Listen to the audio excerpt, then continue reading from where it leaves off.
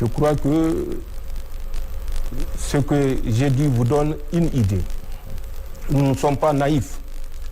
Nous savons que l'adversité sauvage est en face de nous.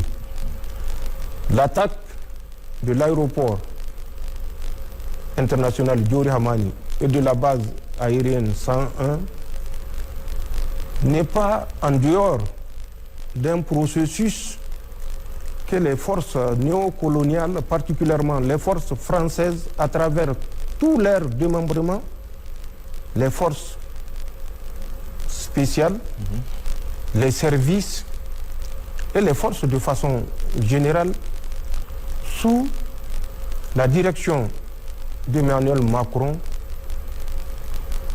envers notre pays. Ce n'est un secret pour personne. Notre arrivée a créé une situation d'inimité ouverte entre Macron et nous. Et malheureusement, il a pu entraîner dans cette haine viscérale certains pays européens pour lesquels nous sommes amenés à nous poser des questions. Sont-ils aveugles? Sont-ils sourds? N'ont-ils pas observé ce que la France a fait depuis 1850 pour certains, 1880, 98, jusqu'à date pour d'autres sur nos territoires. L'attaque de l'aéroport est inscrite dans un agenda de déstabilisation maladive.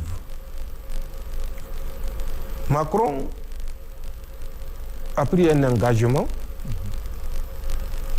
avant son départ qu'il fera tout pour renverser le régime nigérien qui a osé choisir la voie de l'indépendance, la voie de la souveraineté, la voie de la bonne gouvernance, la voie de l'autosuffisance à travers un développement des bases de production pour une souveraineté économique. La voie courageuse des réformes sociales que nous avions initiées. Il ne fallait pas que nous réussissions et c'est le combat auquel Emmanuel Macron et ses sbires nous livrent. Malheureusement, avec l'accompagnement de certains chefs d'État de notre sous-région et d'ailleurs. L'attaque de l'aéroport, nous avons suivi les préparatifs depuis avril 2025. Du 26 au 28 avril, nous avions suivi, et j'ai eu à le dire, mais malheureusement, certains Nigériens ne retiennent pas ce que nous disons ici pour sonner l'alerte. Nous le faisons parce que nous savons que c'est ensemble que nous pouvons remporter ce combat. Du 26 au 28 avril, à travers les services français, les services, quand je dis les services, c'est la DGSE, c'est les forces spéciales, avaient inondé les mercenaires de la rive droite, donc du Gourma, dans la zone Liptako-Gourma, en armement, en moyens financiers et en tout type d'équipement militaire pour nous déstabiliser. Il n'y a pas que le Niger. Le Mali était dans le viseur. Le Burkina Faso était dans le viseur.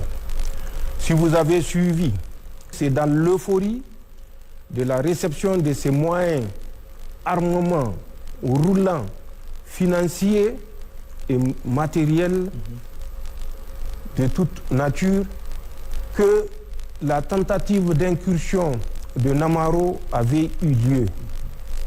Vous vous rappelez la correction que ces éléments-là ont reçue. Suite à cette correction que nous leur avons infligée, et surtout à l'initiative, parce que je l'ai dit, c'est l'euphorie de la réception de ce matériel mis en place par la France qui a poussé ces mercenaires-là à s'aventurer. Ils ont été recadrés. Certains ont été relevés de leur commandement parce qu'ils leur avaient donné des consignes fermes.